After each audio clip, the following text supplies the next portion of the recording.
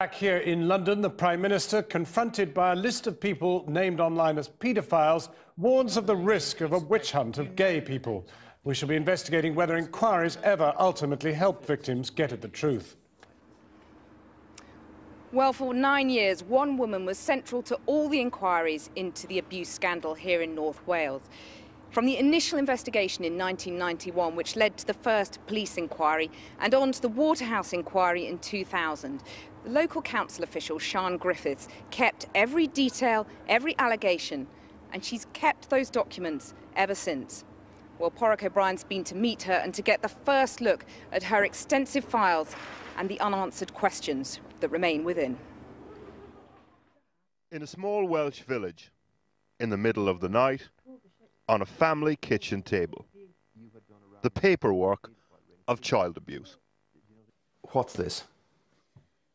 That is a schedule of abuse. It's a sheet per complaint. If it was a sheet per rape or per assault, how high up would that bundle go? Oh. 6, 7 times. Up to here? Oh, yeah. Yeah, I would think so, yeah. Before any inquiries or police interest, Sian Griffiths was head of personnel at Clwyd Council. She was there at the very start of the North Wales care home scandal.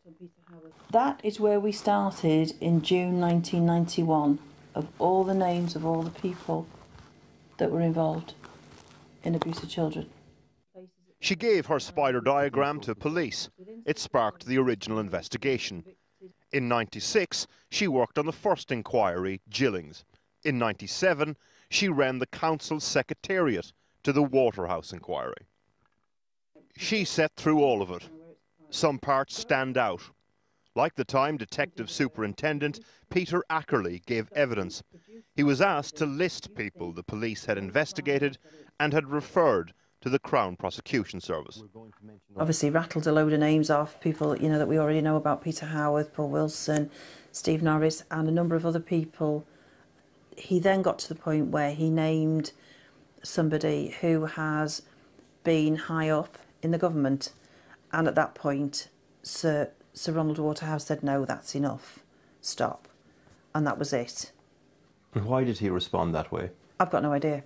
I've got no idea. It was just, that's it now. For legal reasons, we can't tell you that person's name. He was a high-profile public figure and is still alive. Another standout moment. The time convicted paedophile Gary Cook gave evidence. He name-dropped local people that had attended parties. Because he named them, they were called to the inquiry. But he also mentioned the surname of a different high-profile public figure. Were they called? So Gary Cook mentions the name of a nobody. Yes. Randomly, yeah, as part of his evidence, and that person is called to the stand. Yeah. Yes, he was. And then Gary Cook mentions somebody randomly. Yes. And was that person called? No. And has anybody been able to clearly explain to you why those big names were not called? No. Sian Griffiths is not a conspiracy theorist. She believes that Waterhouse was worthwhile. She was the administrative gatekeeper who kept everything and showed me only a fraction of it. But then she went further. Do you think there are people out in the community now that should be behind bars and they're not because the inquiry didn't do its job properly? Yes. Yes, I do. She has one man in mind, a local public servant at the time, and this is the effect he had on one victim asked to testify against him. They tried so hard to get him to actually say something in the witness box about and he just wouldn't. He was terrified. That is how powerful the man is. There is one man we can name. Sian Griffiths has notes of an interview between paedophile Gary Cook and his probation officer. He names Thomas Kenyon, son of Lord Kenyon, in his flat with victim Steve Measham. Thomas Kenyon, Lord Kenyon's son, went back to the flat with Stephen, and then Thomas Kenyon alleged that Stephen had stolen something from him, reported it to the police. At that point, Stephen gave photographs of Gary Cook. This week we reported that in 1979, victim Steve Measham handed police Polaroids that showed boys being raped and several faces of abusers. They eventually led to 2 convictions, including that of Gary Cook. But then the photos disappeared. Do you know what happened to those? An order was made for the destruction of those books and photographs. It's contained... And you know that from paperwork from court? Yes. And you have it there? I do, yes. Well, what does it say? The order is to be made for destruction of the books and the photographs. And why would that be? Why would the photographs be destroyed? I've got no idea. There are now 2 new investigations into the police handling of the scandal and into the Waterhouse inquiry. They could do worse than to start at this kitchen table in Wales. Apart from all the paperwork and all the files and all the folders, Yes. did any of this really get to you? Yes, it did. What bits? You can't I suppose you can't believe that people can treat children like that. And what was the ultimate price paid by some of those boys? They died. They died. Who died? Simon Burley, Mark Humphreys, Peter Wynne, Lee Johns. Well, Porrick O'Brien joins me live now. Incredibly moving interview there. Does Sian Griffiths, though, have any advice for these 2 new inquiries that the government set up? Yes, she does. She says that if these investigations are going to take this seriously, there's one first relatively straightforward thing to do, and that is to contact the people who were named during the Waterhouse inquiry and get them back on the stand, so to speak. When I asked her how many people, she said there are probably about 6 key people that need to be called back. When I asked her how many of those are famous or big names, she said about 3. Just to be clear from earlier, Thomas Kenyon isn't one of those names because he, of course, has passed away. But for her, they're the people that need to be back on the stand, so to speak. And what's crucial here is that that one particular name that we named at the end of that film, that man who had that terrible effect on that victim in the stand, she says, is key. The victims want to hear from him, as do we. Does she have any confidence, though, that we will? It's too early to tell. I mean, it's only in the last couple of days that the police officers have actually started the work around looking how police have handled this, and a day or 2 since the inquiry into the inquiry, so to speak, has started. So, early days. Porrick O'Brien, thank you very much for joining us. Well, now, the senior local official referred to in Porrick's report was also named in a list of alleged members of a paedophile ring, which has been given to Channel 4 News. The existence of the list is being made public by this programme for the first time. And it brings together the testimony of 60 victims of abuse at a self-help group in Wrexham. Many were former residents of North Wales care homes in the 1970s and 80s. Kieran Jenkins has this report. I could still hear the children screaming, crying, doors slamming. That's what I could feel as soon as it went there. It was just like going back to when the abuse was happening. This was Keith Gregory's home as a young teenage boy. It also houses his most painful memories. But Keith wanted to come back here. He feels he has unfinished business. I can just see everything happening. Oh. It's bad, you know, it's nightmares, a bloody place. It wasn't just Bryn Estyn. Boys were abused in care homes across North Wales and elsewhere too. The Waterhouse Tribunal concluded there was an active paedophile ring in the area. But it didn't name names. Names that Keith heard day after day at a self-help group he ran in Wrexham. Keith, with the help of other victims, made a list of the people they say abused them. It took 6 years and the testimony of 60 survivors.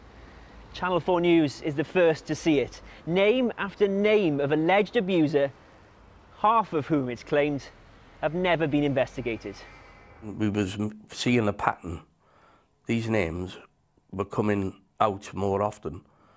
And this is why I believe it's true. Well, I know it's true. It's heartbreaking when you're doing it. For legal reasons, we can't name the individuals on the list. Not only care workers, but businessmen, market traders, shopkeepers and prominent officials.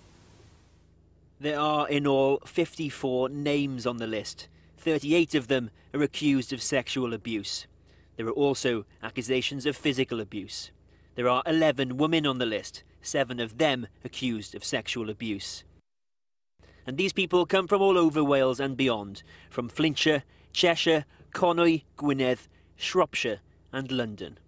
I've even offered this to the police, and if they want to come and see it again, they can, you know. But this time, please look at it and investigate it. Among the names on this list is that of a high-profile local official. Now, a highly credible source has told Channel 4 News that for a period in the early 1980s, this individual was seen at Bryn Estyn 2 or 3 times a week. It's a name Keith and many of those he has helped are all too aware of, and he wants that person brought to book. What he's getting is 2 inquiries, one of which will look at the way police handled the original investigation. This is why I'm shocked now that Theresa May has brought in the police force to look into a police force. You've only got to look at what happened at Hillsborough. What's happened in Wrexham is looking murkier by the day.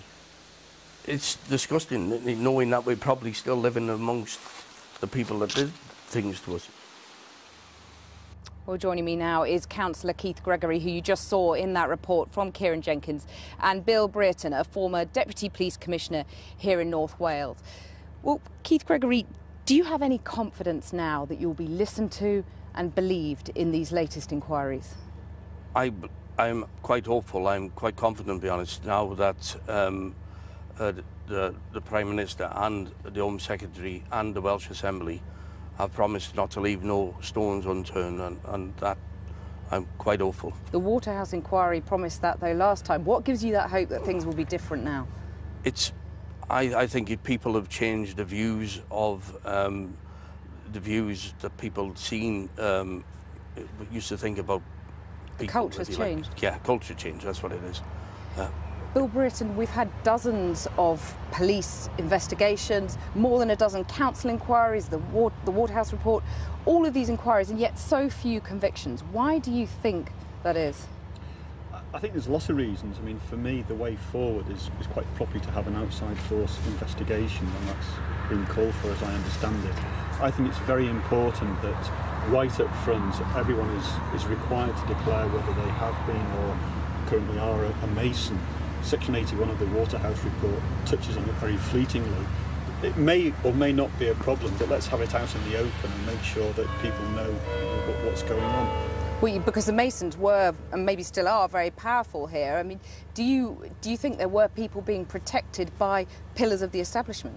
I don't know. I mean, you know, there's an investigation to be done, and clearly that's not me because I'm retired. But the fact that the questions there needs solving, it needs clearing once and for all, and the suggestion that there could be undue influences has to be dealt with. I was never a Mason, never have been, never will be, and I was always very clear on that, and therefore it never touched on me. But I think if you know, it's that concern that if you don't know, you just don't know what's going on in the background. Keith Gregory, the Masons, an avenue that needs to be investigated? Masons definitely need to be investigated, especially in North Wales. I think nearly everyone, especially on the list that I have, are all members of some sort of Masonic lodge. The Prime Minister has spoken today about the danger of a witch hunt, and you've got to say that a lot of these allegations relate to many decades ago. You're relying on people's memories. How much of a concern do you think that is? I don't think it'll ever turn into a witch hunt. I hope it doesn't, but we are getting people coming forward, really upset people. So you think it's the scale of allegations about the past that is emerging now? It's not a witch hunt, but it's just the scale of people who've been affected by this that you're interested in? Yeah, it's genuine, honest people coming forward with a story to tell, which they were never allowed to do last time. Bill Britton, you think there's a danger of a witch hunt? Well, I think any society should be judged how it deals with vulnerable people. And as I understand it, the Prime Minister said something about gays. This isn't about gays, it's about paedophilia, which is, you know, it's a completely different issue. You know, two consenting adults, fine. But, you know, this is not that. And I think, it's the test of society is how we deal with people who are vulnerable. And these were vulnerable people and they weren't treated properly, and they should be. Bill Britton, Keith Gregory, thank you very much for joining me.